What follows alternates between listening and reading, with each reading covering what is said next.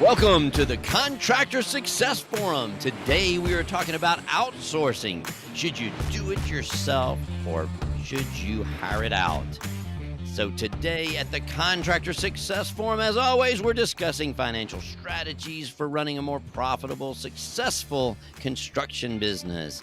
And in one corner, we have Stephen Brown with McDaniel Whitley Bonding and Insurance Agency. And in the other corner, we have Wade Carpenter with Carpenter and Company CPAs. I'm Rob Williams with Iron Gate Entrepreneurial Support Systems. All three of us have decades of experience in the construction industry. So today, guys, we are talking about outsourcing. What is outsourcing? That was one of the first questions. Well, one of the things I wanted to kind of address is I think a lot of people are having a lot of trouble finding help just in their own business right now. I know we've talked about what they call it, The Great Resignation. Nation. Maybe that's what we should have called the show. How do you deal with the Great Resignation? Yeah, and I think everybody's like for 25 cents more, they'll hop jobs right now, and it's tough to find some people. Stephen, you seen that? It is. And when you just talk about outsourcing, then you got to worry about your subcontractors. How are they staffed? Can they get your job done? And everybody's busy right now. Trying to get my house rebuilt. I got a tree in it and nobody's showing up for 5 days. Normally it'd be like one day for lines on the ground or something like that. There's so much. It's not just that the storms, it's that people are out with COVID and so many different things. And people are just leaving their jobs and starting there were over 4 million businesses started by September this year. I don't know what the final year was. So that's all these people leaving their jobs, starting their own businesses to be independent. And they're coming from somewhere. They're coming from your jobs, your companies. And so they're leaving. I guess they're more things outsourcing. I'm outsourcing more than I had in the past. I think there's so many disincentives right now. Well, we've had extra unemployment and things like that. The child tax credit that people were getting during the year, there's a lot of COVID incentives that are ending, and I'm hoping the job market's going to get better, or the supply of people. Depends on which side you're on. Yeah, exactly. Yeah. Exactly. But I kind of break this down in a couple of different ways. Should you be looking for somebody for your core functions or the services you provide? And can you find those people? I was calling electricians, and they were so much further out than normal, even before the storm came, because I called them as soon as the storm hit, and they're like, man, we're already lined out from regular work. We couldn't get to you for a week or two anyway. And these are these emergency line down services. So I said that earlier, but It's sad to see right now. And a lot of people are having trouble finding people as well as even doing the core functions. So I kind of want to talk about, number one, the services you provide, finding those core people. Sometimes people are doing some jobs that they shouldn't be doing.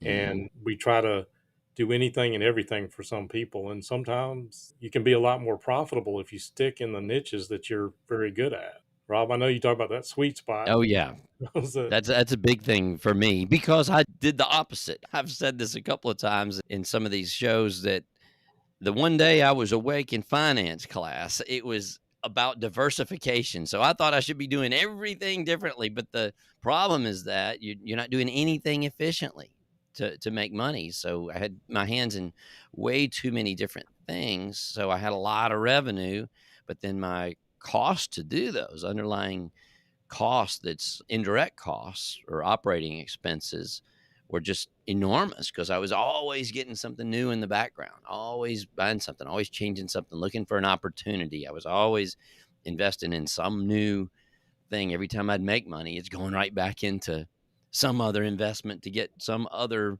line of business going. And you got to balance that out and focus on your core, which we're in this thing, we're talking about our services that we're providing for other people, and stay in that core. You want to scale your business instead of growing it not smartly. So your revenue grows faster than your costs is a percent, right? Right. Well, it's a question of, a lot of contractors think I need the money and I can figure out how to make this work versus I can outsource it, pick a smaller margin, and then hopefully do some more things. But I think, Stephen, I know you and I probably can see various stories of when people should have outsourced and they later regretted it because they tried to do it themselves and they got in over their head. Sure, there's a lot of stories about folks that decide to do it themselves, and it creates a credible financial headache, not to mention the stress involved. But like a good story of outsourcing, it just recently one of my customers happened to put a lot of concrete mat down in the river, and they don't do it all the time. They're contractors that do it all the time for erosion control. Anyway, it's a big deal. He was going to have to buy and rent some cranes, and there was some specialty work to do. And then you've got a very short window when the river's down to get that mat down. Well, the people that supplied that mat for him said, "Hey, do you want us to go ahead and install this for you?" And he said, "Yeah, what do you charge me?" And it was less than his cost. He was, "Yeah." And, and it's already done. And the river's up. So, job finished. That's a happy outsourcing story. Well, I could think of some other ones. Actually, one that comes to mind also is around concrete. I had a contractor about a year and a half ago just pouring a concrete pad for a school. And they got the wrong guys to do it, and they just did it, and it looked horrible. And they ended up having to tear it out, and he had to hire it out to another subcontractor. He lost his butt on a little concrete pad, and it was sad to see when sometimes that wasn't even really that big of a specialty thing, but sometimes they can backfire. Yeah. I think some of the smart in-house stuff when we had brought it in-house was, well, I don't even know if it was smart, but it was justified because we could not get the control. We acquired a heat and air company.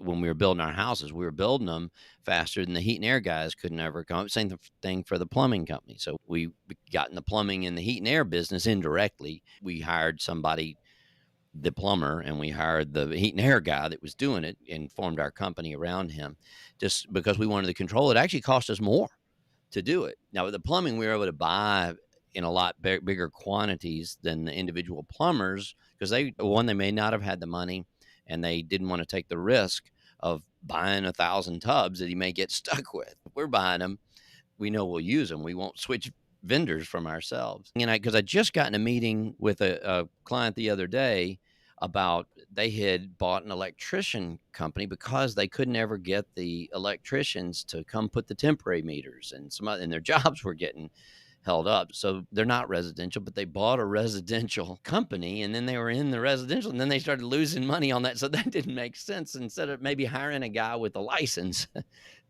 but that was something that they actually brought in instead of outsourcing, but it was for a control reason. So, bringing it in-house can make sense because you can get your turnover, your jobs. If you can't get the things like this market was similar to when we bought those heat and air companies. I think it was early 2000s. Things for us were just going. Right. It came with a lot of headaches and a lot of problems. We had more people to manage. Our offices got bigger. We had to take the whole backside of our building. We had looked like a maze going through our building. Right.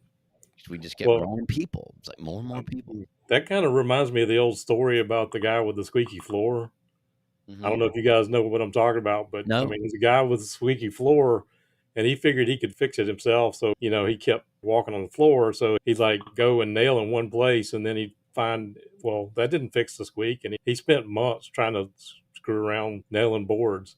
And he finally called a guy in, and the guy came in and he kind of leaned on one board. He screwed around with it. And then he just put one nail in one place and the squeak was gone. And he gave him the bill for $100, and the guy said, "Well, can you itemize this bill?" And it was $100. So it was $1 for the nail and $99 for knowing where to nail. Yeah, It saved them tons of time if he had just called him to begin with.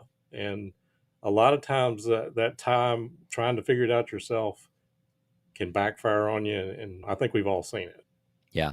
Well, that's a good point, which reminded me of the story with the end of the story of us hiring all the things. When things slowed down, then we had all this extra overhead, which was devastating to us, So we sold the company, but they ended up going broke eventually because they brought so many things. Well, there were a lot of reasons, but one was for bringing so many things in-house because, you didn't want to fire people and you couldn't.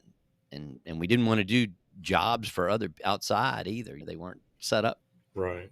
Well, when I think about subcontracting the services you provide, we'll talk about the core functions a little bit, but I think about, can you do this more profitably? Or are you going to spend longer to do it? Is it going to cost you a lot of those things you were saying? Is it going to cost you more in overhead to go get the materials and all the stuff that somebody that specializes in it can walk in and just take care of it and be done with it, and you can move on with the job? But I think one of the things that Rob, Steve, and I think all of us would probably tell you is take a hard look at knowing where your profitability is on your jobs.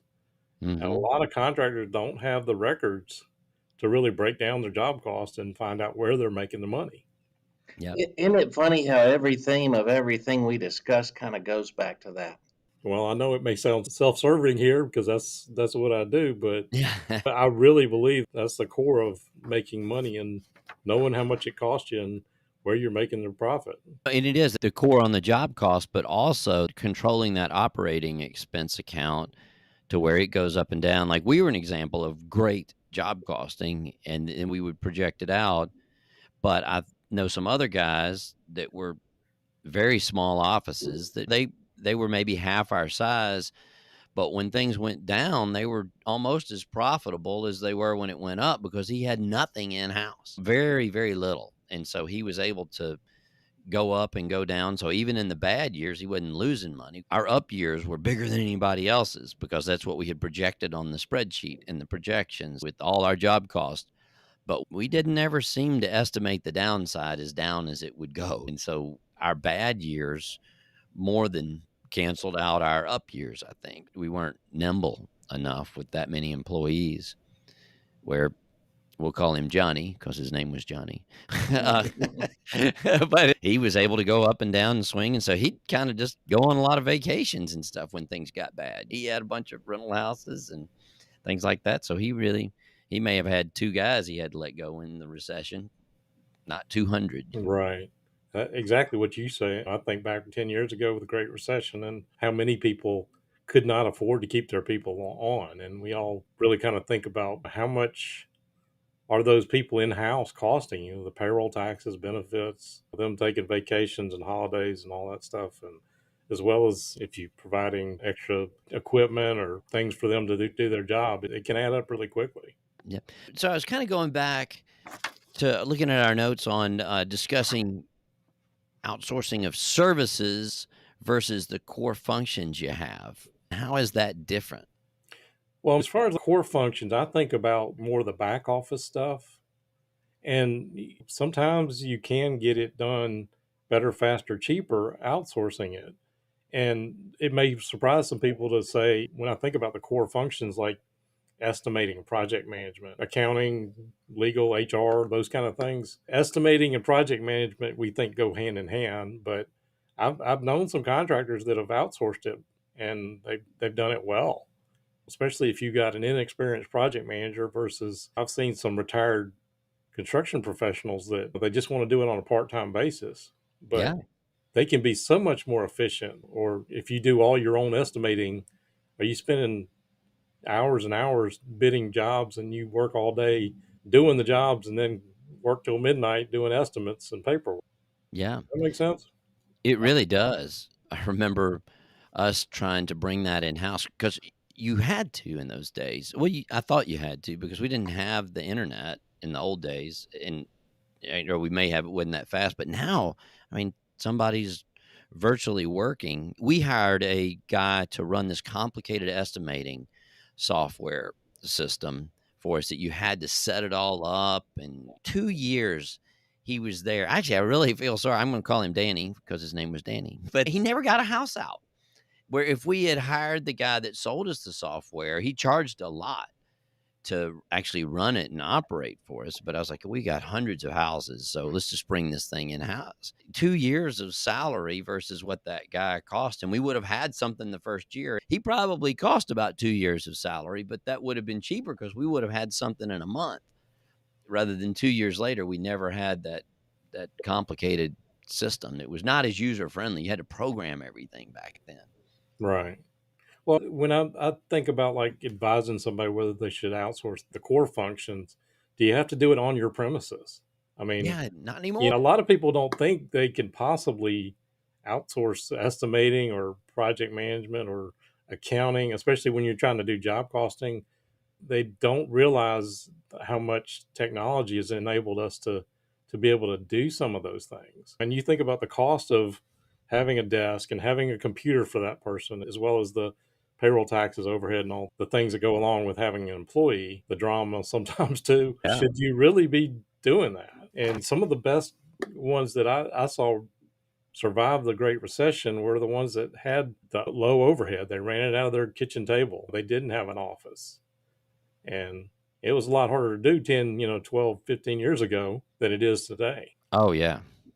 Yeah, so on these core functions, so did we talk about when we should and shouldn't do it? I think we talked about some stories and examples of how I went wrong. Well, like the core functions, I guess we can name some of those things that I've seen. Obviously, the stuff I do, the accounting, bookkeeping, CFO services, maybe you don't need a CFO all the time, but, a few hours a week or something like that. The companies that I've seen the bookkeepers in there and the books that I've seen, as a rule, they're just, I look at them the first time and I'm confused because whoever has done these books do not know standard GAAP procedures. They've got things in there in places that's like, what is this going on? And probably for cheaper and faster, they could hire somebody like you to do this. Well, yeah, and right now it's hard to Right. find somebody who's actually trained to do job costing and even just hiring it in-house. And if you do, you probably going to pay a lot more money, as well as what you get for the money. I think probably a lot of people can say they worked in construction or whatever, and most owners really don't know whether they know accounting. But there's other functions. I mentioned estimating, project management, HR, their IT. I've seen people that actually hired like in-house legal counsel. People try to figure out how to do things like out-of-state licensing, where paying somebody to do that can be well worth all the headaches that go into knowing how to do that. I've actually seen somebody that specialized in placing out of town crews in hotels and accommodating those kind of things. Little things like that, for some of the benefits you can gain, they can definitely add up. I was just thinking about the efficiency. Even if you had the same person that had the same skills, which when you hire it out, they're more likely to have something that they focused on. That's probably their sweet spot. So they're probably smarter. But even if they had the same skills, if it was the same person, I've seen all these studies, especially when we were in lean manufacturing, that if you get somebody to be 30% efficient on their work hours that they're doing, you're doing a hell of a job. I mean, everything from bathroom to meetings to just coffee talk or setting up the office, all these things that probably would not be on billable time when you're outsourcing it. 30% is supposed to be a good number, which is kind of crazy. But so you'd be paying 3 times as much. That's one reason I like to outsource. If I'm doing it hourly or specifically by the project, then I don't have the risk.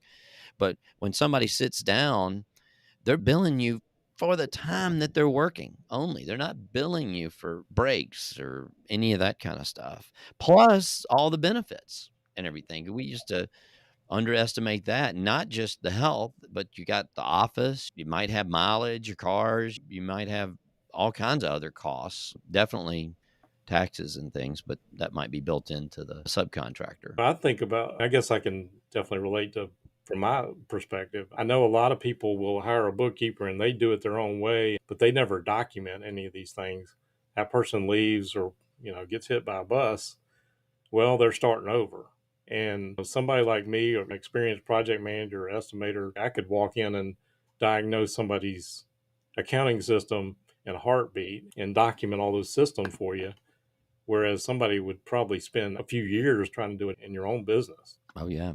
I'm benefiting from that right now. One of my assistants, his island got hit by a typhoon, and so he's been out. I haven't talked to him. The whole island is out for a month, but right on clockwork. Everything was so well documented that every day we've got somebody else stepping in for him and doing that from the outsourcing company. We had a handful of things that were not, I'm not going to do it as much anymore, but they were not documented. There were some side things, I guess, that we were doing, but the main job function was really well documented that every day somebody's coming in there 4 hours a day to do his job. Right. Okay, Well, guys, great discussion. I'm sold.